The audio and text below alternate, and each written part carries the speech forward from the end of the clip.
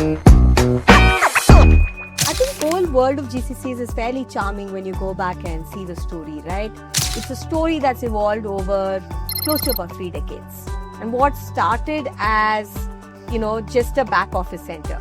You had something, you lifted and shifted because you wanted to save costs. And over a period of time, the companies very quickly realized that they could do a lot more with India.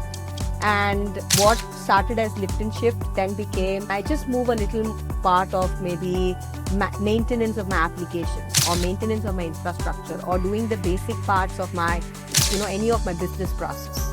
And then came to, if I'm doing application and infrastructure, can I then take that to the next level to say, can my next set of products and platforms also, can they be built here?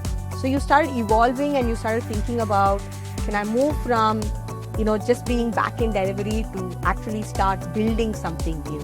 They've got these teams that are basically focusing on technology. They've got teams that focus on business operations. They've got teams that look at marketing. And of course, you've got corporate functions. And this end-to-end then creates this extremely symbiotic relationship where tech then enables corporate functions to look at how can tech then become an enabler for them to optimize and start delivering more value back to the parent.